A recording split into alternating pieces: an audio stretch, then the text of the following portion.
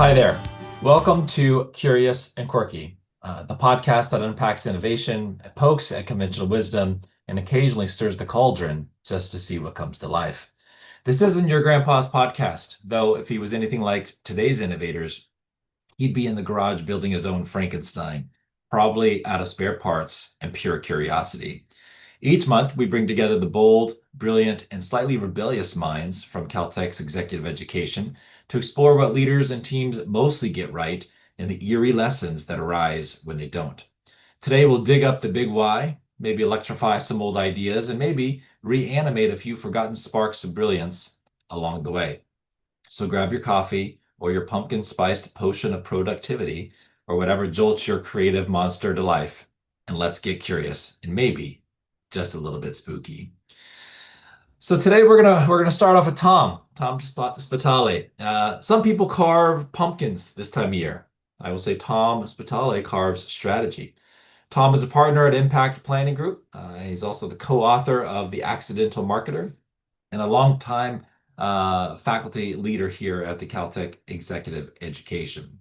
Now, for over 2 decades, he's been helping global teams demystify anything marketing strategy related by creating game plans that outlast any Halloween or any scary season that you may find in the business realm. Today, he's here to unmask the truth about effective branding, help you sweep away the cobwebs of confusion, and maybe even resurrect a few great ideas that maybe deserve a second life. So grab your flashlight, your courage, and maybe a fun-sized candy bar, because Tom's about to guide us through the dark corners of strategy with curiosity, with clarity, and just the right amount of mischief. So Tom, take it away. Thanks, Tim. And for everybody on the video podcast and not just listening, I am not wearing a mask right now. Um, you know, it wasn't that long ago when if a B2B buyer wanted information on a new product or service, he or she would just call a bunch of sales reps. Now, in more recent times, B2B marketers have had to get used to the fact that buyers, especially younger ones, were doing up to 75% of their new product or service discovery online before talking to any company representatives. So organizations have been investing in buying up keywords and owning the top of the search engine page. But now the game has changed again. Already, the most powerful recommendation engine in your customer's buying journey might not be Google. It could be an AI tool like ChatGPT or Claude. And what that AI says about your company depends entirely on what your prospective buyers have taught it. According to Gartner, 46% of B2B buyers now say they're skipping traditional search and starting discovery with AI. They're asking questions like, what's the best modular process control software for a chemical plant like ours? And the AI has a lot of ideas about what a chemical plant like ours really means. So the AI might return a list of prospective candidates, but it often highlights one that's the best fit recommendation based on what the AI knows or infers about the buyer's priority. And what company earns that recommendation? The one that's best aligned with that customer's needs. That means your company's content only gets surfaced if it reflects how well you solve problems for customers just like them. And just like them isn't one singular profile, it's a number of different profiles. AI is evolving into a needs matching engine, not just a keyword matching engine. So instead of buying up keywords, the game now is to identify 4 or 5 different needs-based personas that define your best and most growable customers, and then create new kinds of variable content for each that AI will find when it's searching for those individual customers. Demographic, firmographic, geographic segmentation models are out. Those that define your segments like if you're in medical devices, rural and urban hospitals, or if you're in manufacturing automation, if you define your customers as mid-sized or international manufacturing, that's not going to cut it. Now, B2B marketers must think about a finite set of different problems that their customers are already solving with their products and services. And again, it's not the same solution for everyone. You can't be a needs matching seller if you think every prospect is trying to solve the same problem. For example, one needs-based segment. This is what a needs-based segment sounds like. Organizations that define themselves as operationally efficient and focus on cutting costs in order to compete based on price in their markets. That's a needs-based segment. Here's a different one, completely different, but maybe still a very valuable prospect for you, are companies that pride themselves on delivering top-tier customer experiences even at higher prices. That's what needs-based segmentation sounds like. And it should drive how you now write your variable website copy, your blog posts, your LinkedIn updates, so that AI tools can find you and match you up with the needs of the researcher. Instead of creating firmographic content like why you're a med device provider, why regional health systems are choosing our medical imaging platform. That's not going to be found. But if your content kind of exudes, for example, why customer experience driven providers just like you are already boosting customer satisfaction scores with our imaging platform, that's the kind of content that AI recognizes if it's doing a search for a customer experience driven provider. So once you have these personas as a B2B marketer, you have to align your content to each segment's needs. That kind of messaging makes AI say to the buyers, hey, you should consider this solution. It's helped customers just like you. And here's the bonus. AI may start to level the playing field. Here's what I mean by that. In traditional search and search engine optimization, companies with big budgets could dominate by churning out search optimized content, paying to own the top of the search page, flooding the zone with backlinks and structured data and pay-per-click campaigns. But in AI-powered discovery, those signals matter a little bit less. They're not completely irrelevant, but AI prioritizes specificity and usefulness.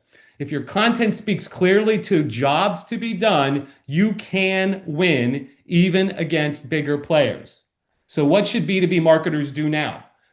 Well, group your market around a few core needs-based segments and then tell short, clear stories of how your product solves those problems in all of your content. The sharper your segmentation, the more directly your message speaks to a buyer's intent, the more likely AI is to say to your buyers, this is what you're looking for. In a world where recommendations are replacing search, you can't afford to be generic. You have to get specific and you have to be needs based. If you are, you might just be the B2B brand that AI recommends. So now I'm going to pass the baton to a guy who has an amazing, great job, and I know he loves it, and I know he's really good at it. Our innovation guru, Brian Mattermore. Brian, over to you. Hey, Tom. Well, thank you. And, I'm going to continue the theme here of being specific with AI. My topic for today is how to be a better writer without hallucinating is the title of the topic. And of course, that references the fact that we know that AI can hallucinate. It can tell you stuff that's not true, etc. One of the things I did that was fun, I've spent the last really 3 months exploring for a new AI assisted book I'm writing how to optimize the use of AI in your writing. And so this is what I'm going to share with you, what I've discovered in the past 3 months. But I started by asking AI to reflect on itself and say, what do you think of it, your writing and how it helps people write? And here's what it said. It said, AI can make you a better writer, but it can also make you sound insane. AI said that. I love that. And then it went on to say, that's right. Sometimes it hallucinates, as we know. It invents facts, fakes quotes, and fabricates confidence. Basically, it's your most overconfident coworker, only faster. So, what's the biggest learning here in terms of the overarching organizing principle? I think one way to think of how AI can really help you, if you're starting with your own stuff, it can help you optimize that in terms of your writing. If you're asking it for outside stuff, to input into your writing, then you got to be careful. And that's when it really starts to hallucinate. So let me talk about the key learnings about what AI has done really poorly in my work in the last 3 months. Um, it's not so good on bios. I actually put in my bio. I was just curious what it would say because I've written all these books, and so it does reference me. And yes, I've spoken at Columbia and NYU, but I also discovered that I've spoken at the UN and Harvard. Who knew? Neither of which I've spoken to, right? So you got to watch out for the bios. One of the big things for writers, you really have to watch out for leaps in logic it will make, or a better way to say it is non sequiturs, because the language it uses is very good. I mean, it's really interesting language with insights and all the rest. But if you're not careful and if you don't really think deeply about this stuff, you wait a second, that's a non sequitur, what it just said. And so you got to be on the lookout for that. Um, but let me tell you the absolute biggest problem I discovered in the past 3 months. Um, in this new book, there are going to be over 60 chapters, 50 of which reference a research study to support what I'm saying in the chapter. So, this study at Stanford said X, Y, and Z. Okay, so that was the first draft. And then I said, well, let me go back and check all these. So my first round at this was I checked and it said, I said, what about the Stanford study? And it said, we don't know that study. And they were the ones that created it. So, oh my gosh, right? So then I said, how am I going to deal with this? And so what I did was I say, okay, only give me research study where there's a URL associated with that study. And I thought that would solve the problem. And it did give me the URLs, but of the 50 plus studies I looked at, guess at what percentage or how many of those URLs actually worked? It's shocking. Two of the 50 URLs led to an actual study. So you got to be really, really careful when you're quoting research. Okay, so that's on the downside, but let's talk about the things it's really good at. Um, it's really good at helping you brainstorming titles. It's a brainstorming partner, right? And if it hallucinates there, it's okay because you're the judge, right? It can help you. It helps with word alternatives, other ways of saying it. It's really good at rewriting sentences or paragraphs. Again, you're putting your own put in and you're saying, I've got a run-on sentence here. Can you fix that for me? And it does a great job with that. One of the most useful things in this book I'm writing was that um, it's really good at summarizing things like, final thought. And I hate writing that. It's like when I do focus groups and I have to go back and write a report. It's brutal, right? Because you've already seen it.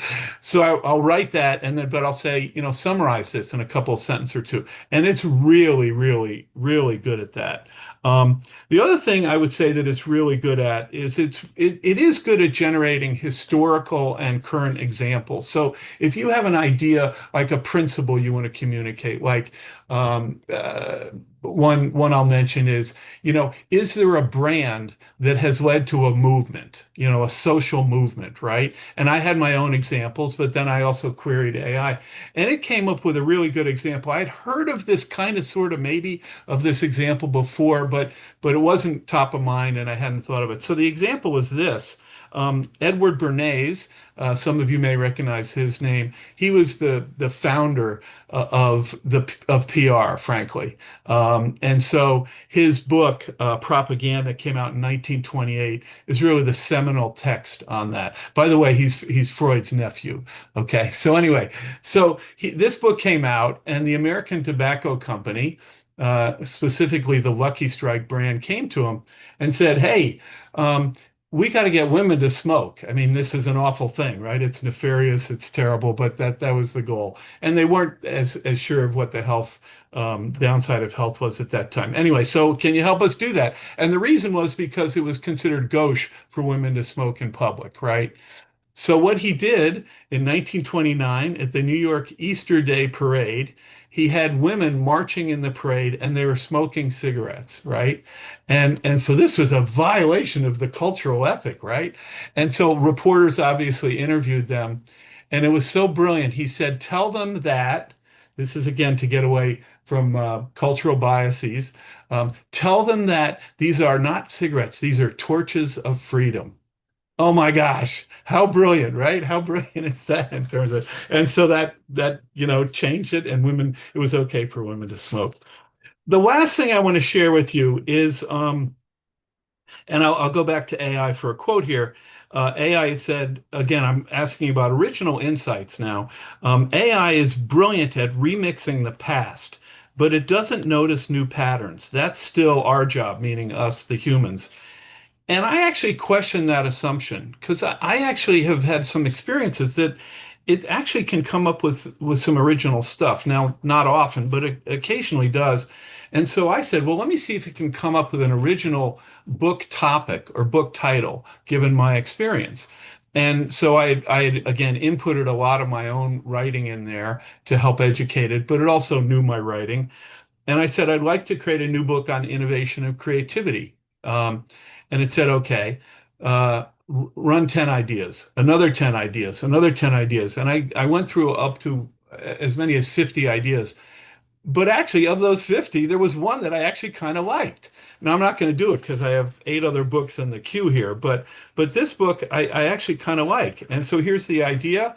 It was it's called The Creativity Paradox, right? Which is reminiscent of Christensen's book, The Innovator's Dilemma. But anyway, it's called The Creativity Paradox: How Too Many Choices Stifle Innovation. Well, I think that's an interesting topic for a book. And it goes back to that famous study that was done where, if you have 5 choices of jelly at a country store versus 20 choices of jellies at a country store, you'll sell more if you only have 5 choices. So so that's what I wanted to share with you guys. Again, the important organizing principle here is if it's using your stuff, it can optimize that. If you're asking for new stuff, you got to watch for hallucinations. All right. So speaking of hallucinations, no, I'm kidding. Here, next, I want to invite Yes. Ginny to come in. Ginny is our expert, our OD expert and process, and she's the humanist on our team. So, Ginny, I'll pass it over to you. And apparently I'm a figment of your imagination. So, so just getting into, recent headlines, there's been a lot lately about the point of view of various generations and the job market. And there seem to be a lot of headlines lately, but there is not a lot of agreement. So let's start with a reminder of what these generations represent. And I always need to come back to this. So Gen Z, this is the youngest. They are now between 13 and 28. Millennials, they are now between 29 and 44. Gen X between 45 and 60, and baby boomers 61 and 70, and that goes further, but I'm talking about the job market now. So that's grounding us in what the terminology is. So let's start with Gen X. So this was from a Fortune article published in August, and the headline is "Sorry, Gen X. Boomers are making millennials their successors for CEO jobs instead because they're down with AI." And then the article continues, Gen X professionals patiently waited their turn for the coveted CEO role, but baby boomer leaders are skipping them in favor of millennials taking the throne. The proportion of Gen X chief executives in the Russell 3000 has steadily decreased, and it may have to do with the forgotten generation, this is Gen X now, being hesitant with AI. So that's the Fortune article. Then you go to Forbes, and Forbes says Gen X as a catalyst for future growth. So this is really not in alignment with what Fortune said. So Forbes says Gen X is not the forgotten generation. Gen X plays a vital role, poised to influence the next 2 decades for several reasons. One, they talk about leadership transition, with baby boomers retiring at an estimated rate of 10,000 per day. Gen X is stepping into critical leadership roles. And then they cite the technology bridge for Gen X. Gen X is uniquely positioned at the intersection of old and new technology, having experienced the internet's dawn and now navigating AI. Their insights from both the tech boom and the 2008 economic doom are invaluable. That's end of quote. So totally different points of view on Gen X.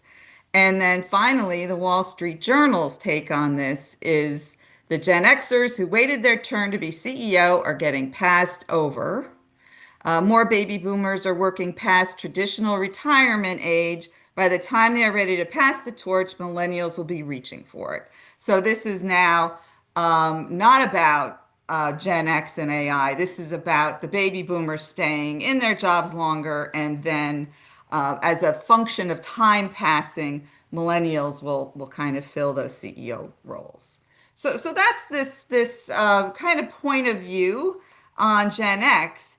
Now let's go to Gen Z. So this is the youngest on the ladder. And an opinion piece in the Wall Street Journal says, is is Gen Z unemployable? Gen Z now. And they're debating whether they're unemployable. And it says hiring managers prize achievement, learning, and work. Today's youth value pleasure and individuality. So that makes them unemployable, apparently. We take the World Economic Forum, who looks at Gen Z very differently. Gen Z are future focused and ambitious. 2 in 5 always consider their long-term career goals when making job change decisions. While this ambition is a quality many businesses will admire in potential talent, they will need to provide clear pathways to success. So they're saying Gen Z is long-term. They're thinking about their career in the long term, and then the employer must respond by showing them a path. It goes on to say, second only to pay, the next most common reason to look for new roles is a lack of career progression opportunities. So that's why Gen Z would be looking. Two very different points of view on Gen Z. So what do we make of this? I mean, these are very different takes on baby boomers, Gen X, millennials, and Gen Z. And when thinking about this, this is the danger of making generalizations. And I'm coining a new term right here today called, are you ready for this? This is hard to say, generationalizations. So there you go. All right. I'm competing with Tim now on the puns, by the way. But in all seriousness, these generation labels are just that. They are a term for an age range and are not helpful in segmentation, but they're a categorization. And I'm looking to Tom to be proud of me for this. The inability to describe the behaviors of a generation accurately is because there is more to behavior than age. And these labels are all about age. So to get beyond this generationalization, we must study the preferences of these individuals, much like one would study the customer and market segmentation. So true segmentation is often considered a deep understanding of preferences, motivations, and behaviors. Again, not age labels. By focusing on preferences, motivations, and behaviors, employers can evaluate future and current employees on a more meaningful level and can identify which are the best fit for the business and the best fit for the role they're hiring for or promoting for. It's a mutual matching of values, both the employer's values and value, and the employee's values and value. So, for example, let's just take the statement, Gen Z, I'm sorry about that. Gen Z cares only about pleasure and individuality. This is a segment of the Gen Z population. This is also a segment within baby boomers, Gen X, and millennial populations. Where would these individuals fit? These individuals who care about pleasure and individuality. So, maybe they fit in a boutique hotel with a spa. Not in your financial services, investment bank. So but peeling away and really understanding the segments is helpful. Another example, Gen X is hesitant with AI, and I think people on this call would not feel that's true. Again, that is a segment within the Gen X population. Not all Gen X are hesitant. There's certainly a segment that is very comfortable with AI, having experienced the dawn of the internet. They may not be experts in the technology, but they are experts in bringing new technology into a business. There's also a segment of Gen Z who are hesitant with AI because they're concerned that AI is going to take jobs away. So you can't make generalizations across all these labels. And I've done extensive research in employee segmentation for the purpose of informing businesses on which employee segments are the right fit for their business. There's a match that happens connecting the culture and values of an organization to the culture and values of an employee. The resume is the job you are seeking to fill. Segmentation is the person you are seeking to hire. So rather than making determinations and judgments based on the generation label, we must move from generationalizations to insights regarding what makes both the employee and the employer truly successful. And with that, I'm going to hand it over to our supply chain guru, Alan Dunn. Well, thank you, Jenny. Was noticing your cat there in the room. Every time you talk, I think I've come to the conclusion I would love to be your cat, just to listen to you and think out loud about some of these incredibly important topics. So I really very much appreciated everything you just said. There's so much to unpack about from your presentation. It's just so valuable. I want to expand on that and build a little bit on what both Brian and Jenny have talked about today. I want to talk about the technology and how it's affecting and impacting supply chains. And particularly today, I want to talk about autonomous technologies, particularly in the motive sectors and the vehicles and trucks, et cetera. Just as the automobile changed the world forever, not because it was a cool technology, but because it created a mobile society, an independently mobile society, not necessarily dependent on schedules of trains and bus lines and things like that. It localized that autonomy. And so we now see a similar disruptive technology building, and that is the autonomous technology for vehicles. So within the next few years, autonomous technology is going to probably become an integral part of the global supply chains, making it generally safer, more reliable, and more efficient, but perhaps not in the way that you would initially think. Artificial intelligence, large language models, and machine learning are the enabling technologies that are going to make this transformation possible. It's going to improve the speed of design for, say, autonomous trucks. It's going to increase the benefits of engineering firmware. It's going to help us to actually engineer better firmware for these vehicles. It's also going to improve testing and even risk analysis.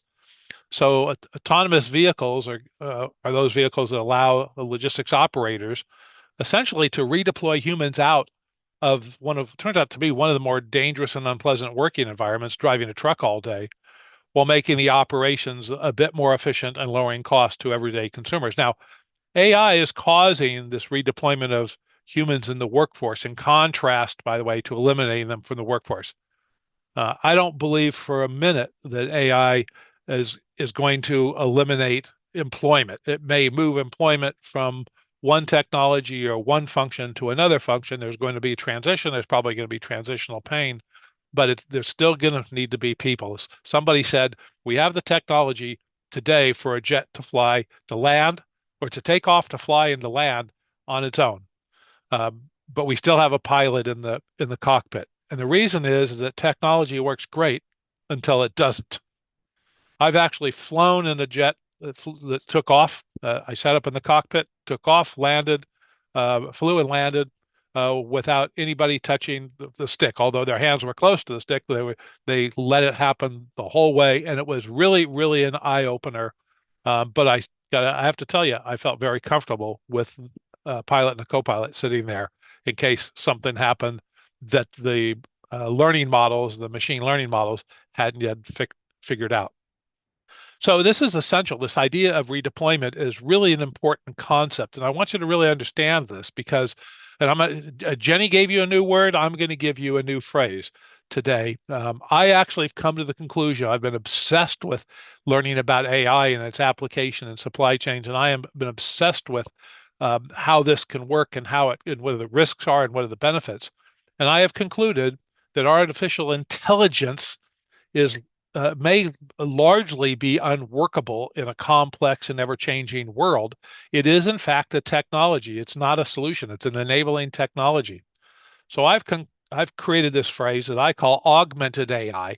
Augmented AI is a highly automated cockpit with a highly experienced pilot who can think beyond the checklists, think beyond air traffic control, think beyond what the inventors of the AI and the tool created.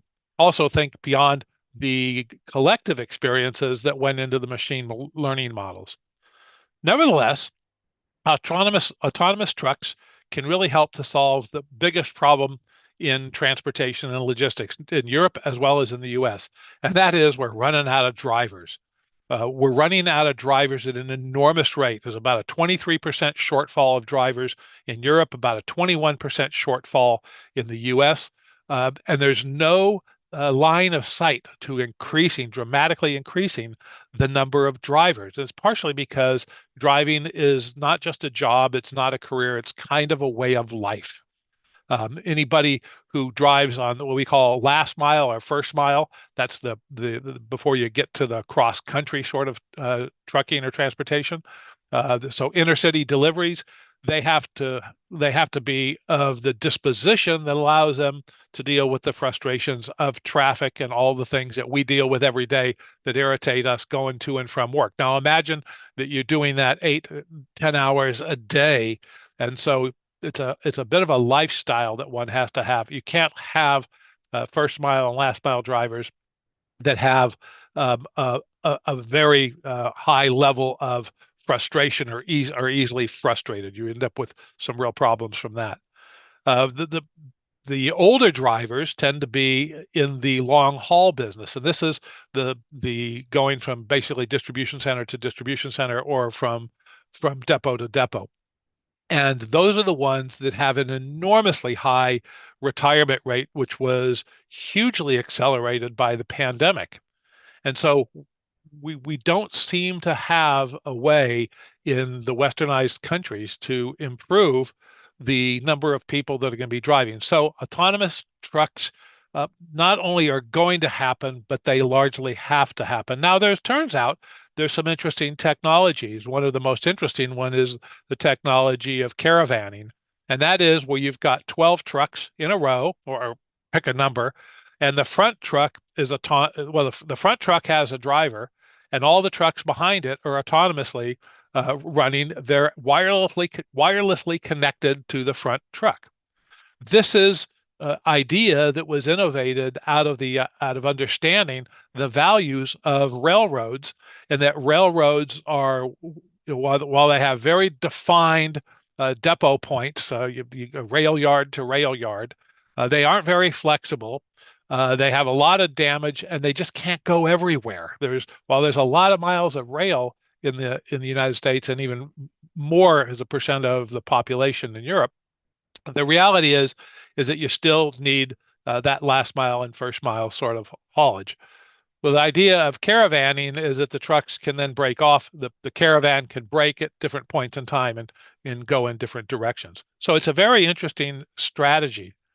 The idea of driverless trucks is actually growing in popularity from all the major truck lines. I've talked to virtually every major truck line technologist who's involved in this, in every large trucking company in the United States, and virtually all of them in Europe, and about half of them in Latin America, are all very interested in this technology and are driving it because they see if we can't get drivers, trucks aren't going to be sold, and commerce is going to slow down as a result of this. So this is in, a problem that will impede commerce. So this idea suggests that, if you can have autonomous trucks, you now have trucks that, with the exception of maintenance, can operate 24/7. They're relieved from the constraints of truck logs. They're relieved of the constraints of having to have drivers get so much sleep in a day. Uh, Now you have operators versus drivers, so there's a lot of regulation that's going to have to catch up with this. Nevertheless, because of the driver shortage and very few new drivers coming in, so we talk about Gen Z and Gen X and millennials. There's the last large group of drivers that entered were the millennials. The Gen Z is very, very few are in there. However, Gen Z tends to be enamored with technology, and so if we use the generalizations, or the word that Jenny came up with, the Gen Zers are enamored by technology, and so the school is out. We may find that they're actually more attracted to a high technology transportation mode than a low technology transportation mode. So if the U.S. Transportation Bureau, part of the Department of Transportation, pretty much looks at the trucking business, has said that we may see a whole transition as to what happens inside the cabs of these trucks. Now the drivers will be not just drivers, but they'll be managing the pickups and deliveries. So think about a truck, as one of the gentlemen said on the caravanning concept. Think about the truck not as a transportation device, but as a mobile warehouse. The term warehouse on wheels is starting to catch steam. It says we can actually load trucks up, head them across the country, not even knowing where the merchandise is finally going to end up, and it could split off as the orders come in. By the way, that's exactly the way oil moves from the Middle East to the U.S. When those big cargo ships leave, one of the things we measure in the oil transportation business is the amount of times the ownership of the oil changes hands in transit. And you'd be shocked at how often the entire oil, virtually every ship, the entire oil cargo will actually change ownership multiple times as it heads to the U.S. or Latin America. And so it's not a new concept of, we have boats which are really warehouses on the ocean, and we can have warehouses on wheels here. The other thing that I want to wrap up with is if you take a look at the whole transportation industry, less than 7% of drivers in the transportation industry are female. And so with women making up such a small part of that particular industry, there's a real opportunity with technology and with technologically sophisticated vehicles driving across the country, or even doing first mile or last mile, for women to enter this workforce. The lifestyle issue becomes a problem, but when you have long haul drivers that don't really have to be in the vehicle, so if you're doing the caravanning, instead of having one or two drivers per vehicle, you have one or two drivers per 12 vehicles. Now all of a sudden, your driver is really a transportation manager, managing the technology the same way as a radar operator would be managing on a military ship. And so this might be very attractive to women, and we can find that there's now a whole new segment of society that can participate in an industry that they've generally not been able to participate in for a variety of reasons since the beginning of the trucking business. So I am convinced, wrapping this up, I am convinced that we'll find that in spite of the fact that we won't be able to get the drivers to solve the trucking problem in the current structure of the technology that we have, autonomous trucking is going to change everything. And it's going to, by the way, become the single biggest competitor to rail, because now with caravanning, you will have the benefits of rail and the flexibility of trucks. If I was in the rail industry, I would pay attention. With that, I'd like to turn this over to Tim. Perfect. Hey, thanks, Alan. And oddly enough, I took my first Waymo in Hollywood this past weekend, and it's kind of a wild ride. Don't get me wrong, with all the chaos going on in Hollywood on a Friday and Saturday night, but I can't imagine 12 trucks driving around or doing their thing. That's a really interesting concept. We'll talk about that more in a bit. One of the things that I want to talk about today is, when do leaders panic, hit the big panic button, or when do they shift into execution mode? How do you know when to flip that switch?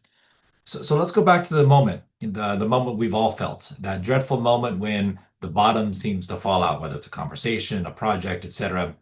And typically you can feel it coming before you actually see it happen. There's a shift in tone, there's a change in posture, there's a meeting that suddenly gets quiet when the data is shown. Whatever it is, that's the moment where most of us are left with a choice. We can either take the red pill or we can take the blue pill, right? We can panic or we can execute. And so here's the twist though, right? Panicking isn't always a bad thing. Sometimes it's really just your early warning radar from your own internal system. And that's typically called what we say the fight or the flight mode. The key is really knowing when to understand what that signal actually means, right? Whether it means act now or when it means, hey, let's just take a second, let's think about it, let's figure out what we need to do next. Or do we need to jump in and start solving the problems? Now, when I think about panic mode, I think about panic mode as, slamming all the buttons on the console, on the control panel, just trying to figure out what button works just to make it happen, or maybe even pulling the e-brake when you're going 70 miles an hour, right? It can feel productive and it can feel like you're stopping or you're doing something useful, but really it's pure reaction, and it can cause significant rippled chaos throughout the course of your organization or even your project. Now, execution mode looks a lot calmer. It's more decisive, it's more logical, it's more streamlined. There's typically more people involved, and everyone's kind of on the same page, as opposed to being an emotionally reactive type of moment. It's really that moment where you have to ask yourself, right, is this a real fire, or is this just friction from doing hard things? Are we smoldering, or is this a full-scale forest fire that we have to pay attention to? Many times we're fighting fires these days, and it's a matter of trying to figure out which fires are the most critical to go after. Now, great leaders typically resist the urge to sprint towards the fire. Sometimes they typically would assess first, they align, they figure out how to act with intent, not necessarily impulse, right? So when you think about these, what are these thresholds that we typically should keep? And so a lot of times the preparation, the mindset, and something I've talked about before is uh, the best leaders typically don't wait for chaos before they start thinking about how they're going to react in the moment of a chaotic time. They typically I'll say predefine their own thresholds. The things that say, okay, if this happens, we're going to switch modes into this mode, or we're going to do X, Y, and Z, etc. They know that those metrics matter. They know who they're going to call. They know what changes first whenever something bad's going to happen, and they know what protocols or safety measures they have to engage when something happens. They try not to leave anything to chance or uncertainty. And so when I think about these thresholds, I think about them in, I'll say, simple terms, and I'll give you 4 different examples, right? You think about a green light, right? A green threshold, typical normal turbulence. It's within expected variation. There's nothing really significant. There's things going up and down, but it's definitely not something you need to shift into panic mode or really even execution mode. You're kind of in the monitoring phase of making sure nothing else significantly changes. If it turns yellow, right, there's some minor deviations, things like that, but that's where you're still working on small corrections, making some adjustments to modify the cadence or the execution or the behavior. And sometimes you need a group hug, or you need contingency preparations just in case we get to the next level. When you're actually in the orange zone, the orange light comes up, I would say that that's where you have maybe a confirmed anomaly, something that is out of the ordinary, something that you didn't expect to happen. And so ideally, out of most of those anomalous situations and states you find yourself in, you typically should have a pre-planned response, something that is very logical, very systematic, and it's not something that's emotionally driven. So as you go through that process, it'll actually reduce a lot of the failures that come from pushing the system into states that are even worse than the current anomalous state. Now, the red phase, once you get into the red zone, right, I say that your core mission or your responsibilities might be at risk. Now, I think that's the moment in time where you really need to flip the switch into pure execution mode.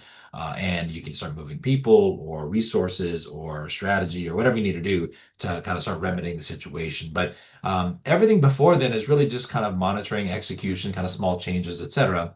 Or you have your built-in pre-planned responses, which I think is powerful. Now, if you panic too soon, then you risk everything falling apart and losing the confidence of your organization, right? But if you panic too late, the same thing can happen. So there's got to be a sweet spot, something you're comfortable with. So I like to define it in those four stages of green, yellow, orange, and then red is really where you have to shift into significant execution mode and flip that switch.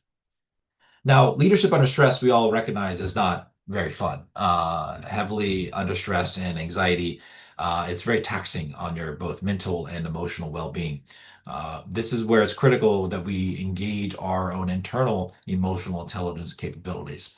Self-awareness in this case, right, helps you recognize when your body actually changes. We can feel the physiological signs. We can feel our heart rate increasing. We can feel our the anxiety coming up. We can feel maybe our body heating up, etc. There's emotional, there's mental strain. We can feel physiological changes inside our body in those moments in time.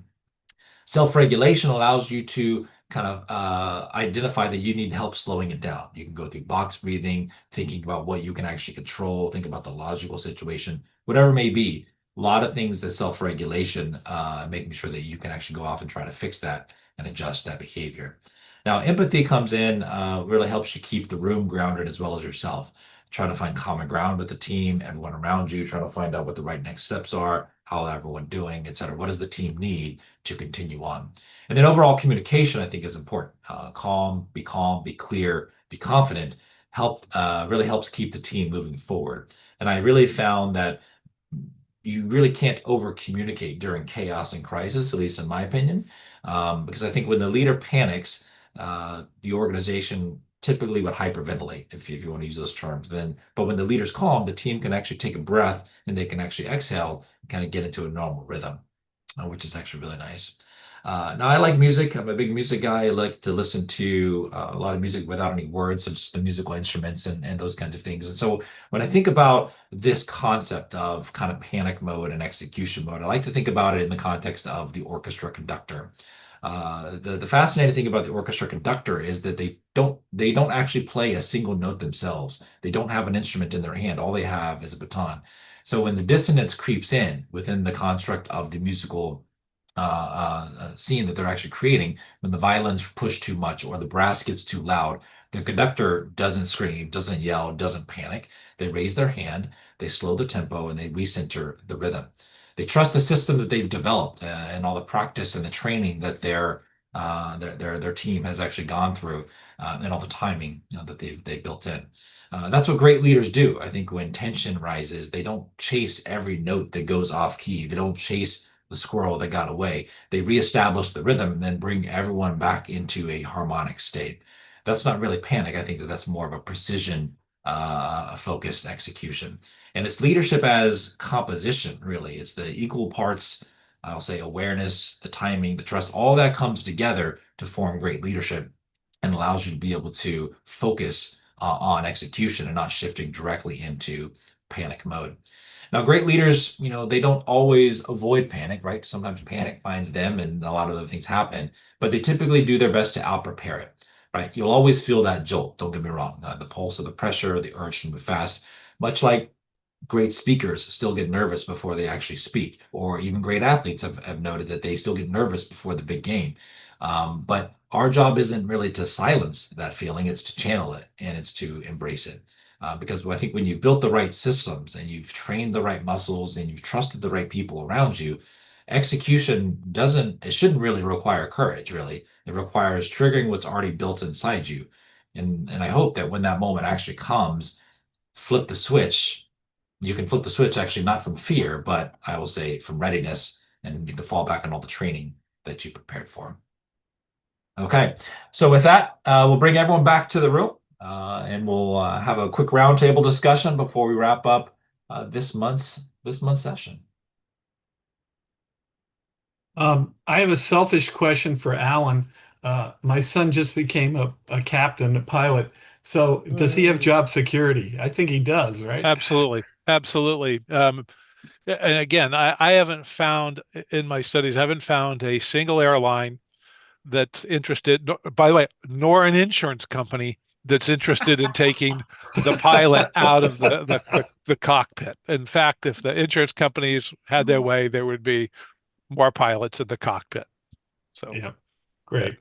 he's got great job security as long as there's a healthy economy. Yeah. Brian, you were That's talking about your study of AI and that it self-professes not to be great at original thought. Am I over paraphrasing that? No, I think that's an accurate way to say it. Yes. So what I found, I guess, in my own usage, I'd love you to comment about it, is one of the things that in utilizing this, we work with a lot of different clients and a lot of different industries in our Mary and my business strategy, in medical devices and even we were talking about beforehand, charities that care for cats and everything in between, right? One of the things that I found AI is really good at is if it understands like some past successes in different industries. It's really good if you tell it about a client's specific situation as much as you can. It's real, and then you say, look, come up with an original approach, a strategic approach, utilizing what you know about successful strategies in different industries. I find it to be really profoundly creative in that situation. Come up with some things that our clients have really, really loved and felt, to me, that's original, you know? Absolutely. And a couple of things I want to say about what you said. Number one, you're treating AI as sort of a brainstorming partner. And you want to educate your partners when you do work together, right? You need the context and all the rest. So I think that's a really smart thing to do, that number one. But number two, actually about a fifth of this book that I'm writing, this future bestseller, right? Um, I am using ideation processes, whether it's the St. Gallen business model uh, thing that has 55 different business models, or the TRIZ invention principles, there are 40 TRIZ invention principles, etc., to say, take these principles and apply it to the challenge that I'm working on. And I've been blown away. There's a continuum here, bell curve, and all the rest. But when you do that, and it's got 55 shots at coming up with new ideas, or 40 shots, like in our ideation sessions, 10 to 15% of those are really quite extraordinary. So I agree with you absolutely, Tom, that the notion of principal transfer, but again, you're giving it input to work from, is a brilliant strategy, in my opinion. Mm. Well, it's my job security too, I mean, if somebody walks up to Chat GPT and says, "Give me a strategic plan," if you really are satisfied, I'm in this business, give me a strategic plan, and people become satisfied with those results, then, but Well, I guess I'm the equivalent of the pilot, using the tools in new ways in the cockpit, right? Is just, guiding that process so that, originality, creativity, connections can be made that wouldn't be made if there wasn't that experience in history there. yeah, and the one thing I would say is that, if you're saying do this principal transfer from Triz or St. Gallen's or whatever, and you get all this stuff, you can just say, try again. And it doesn't get pissed. It'll try again. Unlike with the pilot who screwed up the first time, that may be the last time. But no, it will try again and again and again. So don't give up. And I think the other key thing is the more specific you can be, the better results you'll get. I mean, that's just an organizing principle of how you work with AI. So it's counterintuitive, but in the creative area, the more specific you are, the better results you'll get. Oh, perfect. Well, I'll say that as we're getting close to the hour here, that's a wrap on this spooktacular, curious episode of Curious and Quirky. We hope today's conversation sparked a few bright ideas, unearthed some hidden insights, and maybe even resurrected a little creative magic along the way. A big cauldron-sized thank you to all my colleagues from the Uh, Future Skills Academy for brewing up such hauntingly good wisdom. oh If my you're gosh. feeling ghosted by great ideas, don't worry. Just subscribe and we'll keep conjuring new episodes every month to keep your curiosity alive and well. Until then, stay curious, stay quirky, and may your treats be many and your tricks be few. All right, friends, have a great October. Thank you. Yeah. See you. Nice. Thank you, Tim. Great. Thank you. Great job.